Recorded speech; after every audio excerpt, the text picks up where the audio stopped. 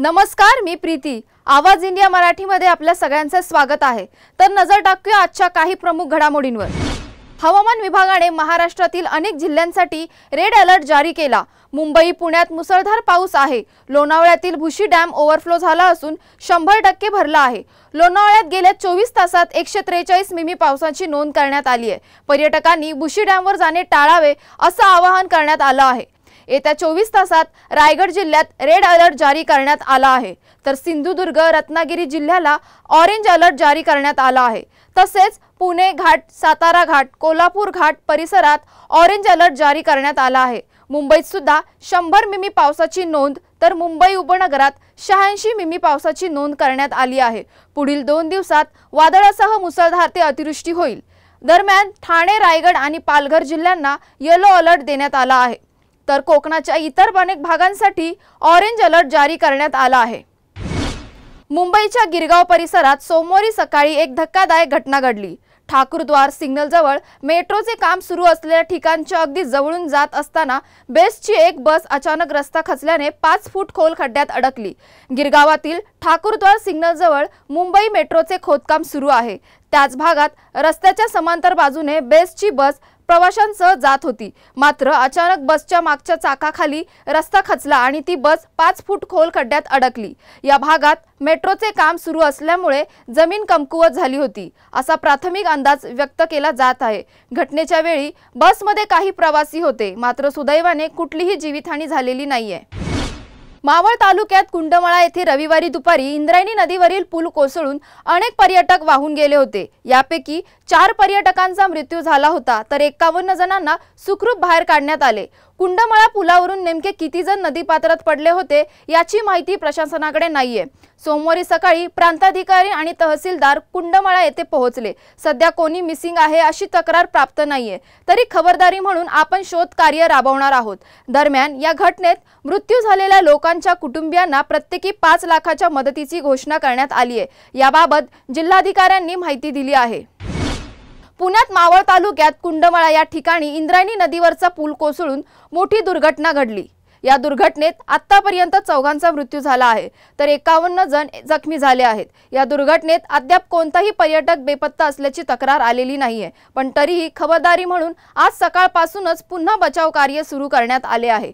आता या दुर्घटनेवर मनसे अध्यक्ष ठाकरे यांनी ट्विटरवर एक ट्विट केले आहे। या ट्विटमध्ये त्यांनी कुंडमळ्यातील तुटलेल्या पुलाचा फोटो शेअर केला आहे। या फोटोसोबत त्यांनी सरकारवर ताशेरे ओढले आहेत। सरकार जर निष्काळजीपणा दाखवणार असेल तर आपणच सतर्क राहायला हवं, असे राज ठाकरे यांनी म्हटले आहे। इंद्रायणी नदीवरील पुलासाठी आणि कुंडमळा जोड रस्त्याच्या कामांना 11 जुलै 2024 रोजी मंत्री रवींद्र चव्हाण यांनी मंजुरी दिली। या कामासाठी 15 कोटींचा निधी मागितला होता, पण 8 कोटी रुपये मंजूर झाले आणि 80,000च्या पत्रावर रवींद्र चव्हाण यांनी सही केली। हे पत्र भाजपच्या पदाधिकाऱ्यास दिले असा आरोप शिवसेना उभाटाचे नेते संजय राऊत यांनी केला। कुंडमळा घटनेनंतर पुण्याचे पालकमंत्री असलेले अजित पवार गप्प बसले आहेत। त्या भागातील त्याचे आमदार सुनील शेळकेही बोलत नाही।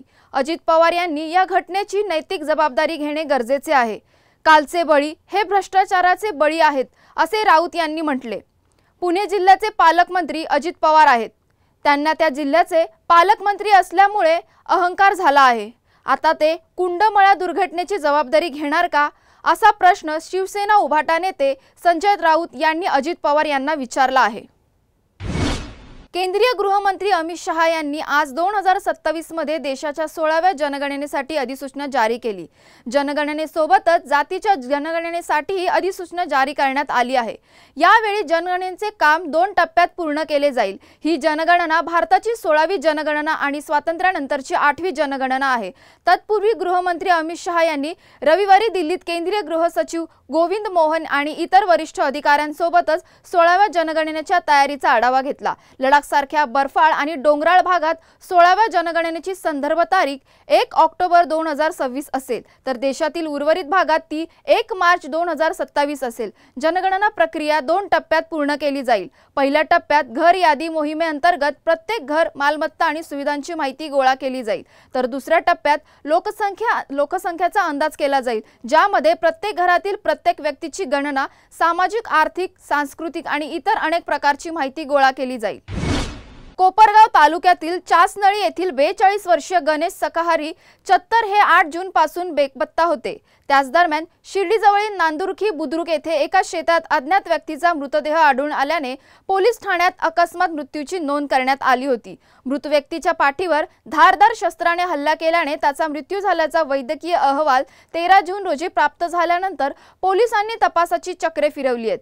गणेश चत्तर हे रस्त्याने पायी जात असताना त्यांचे अपहरण करण्यात आले आणि त्यांना उसाच्या कांडक्याने तसेच हाताने मारहाण करून त्यातील एकाने त्यांचा गळा दाबला। त्याचवेळी 2 जणांनी चाकूने त्यांच्यावर हल्ला करत त्यांचा खून केला। मृतदेह उसाच्या शेतात टाकत त्यांच्या खिशातील मोबाईल काढून घेतला। हा मोबाईल नंतर 4,500 रुपयांना विकला। पैशाच्या उद्देशाने हा खून केल्याची कबुली या मुलांनी पोलिसांना दिली आहे। यातील काही अल्पवयीन मुले नशेत होती। त्यांच्याकडे मद्याच्या बाटल्या आढळल्याचे पोलीस तपासात समोर आलं आहे। पोलिसांनी 7 अल्पवयीन आरोपीवर गुन्हा दाखल करत त्यांना ताब्यात घेतलं आहे। धाराशिव जिल्ह्यात एका व्यक्तीने कर्जबाजारीपणाला कंटाळून आत्महत्या केल्याची घटना समोर आली आहे। आत्महत्या करण्यापूर्वी या व्यक्तीने स्वतःची पत्नी आणि 2 वर्षाच्या चिमुरड्यालाही ठार मारले। धाराशिव मधील बावी गावात हा प्रकार घडला। लक्ष्मण मारुती जाधव असे आत्महत्या करणाऱ्या तरुणाचे नाव आहे। लक्ष्मणने आपल्या सोबत कुटुंबालाही संपवल्याने संपूर्ण जिल्ह्यात खळबळ उडाली। लक्ष्मण मारुती जाधव याला पत्ते खेळण्याचा नाद होता। तो ऑनलाईन रमी खेळायचा। मात्र या ऑनलाईन रमीच्या नादात लक्ष्मणच्या डोक्यावर मोठे कर्ज जमा झाले होते। त्यामुळे लक्ष्मण जाधव हा प्रचंड नैराश्यात होता। याच नैराश्यातून त्याने आत्महत्येचे टोकाचे पाऊल उचलल्याचे सांगितले जात आहेत। पोलीस अधिक तपास करत आहेत। महाराष्ट्रातील लाखो विद्यार्थ्यांची प्रतीक्षा अखेर संपली आहे। MHT CET 2025 चा निकाल आज अधिकृत वेबसाईट cetcell.mahacet.org वर जाहीर करण्यात आला आहे। या निकालामध्ये परीक्षेत बसलेल्या विद्यार्थ्यांपैकी एकूण 22 विद्यार्थ्यांना 100% गुण प्राप्त झाले आहेत। ज्या विद्यार्थ्यांनी भौतिकशास्त्र, रसायनशास्त्र आणि गणित गटातून परीक्षा दिली होती त्या विद्यार्थ्यांसाठी हा निकाल आहे।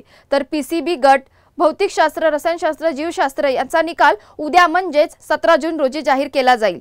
PCM गटाची परीक्षा 19 एप्रिल ते 5 मे 2025 पर्यंत आयोजित करण्यात आली होती। या गटात 4,64,263 विद्यार्थ्यांनी नोंदणी केली होती। त्यापैकी 4,22,863 उमेदवार परीक्षेला उपस्थित राहिले होते। त्यामध्ये 22 विद्यार्थ्यांना 100% गुण मिळाले आहेत। तर अशाच महत्त्वाच्या बातम्या बघण्यासाठी पाहत रहा आवाज इंडिया मराठी।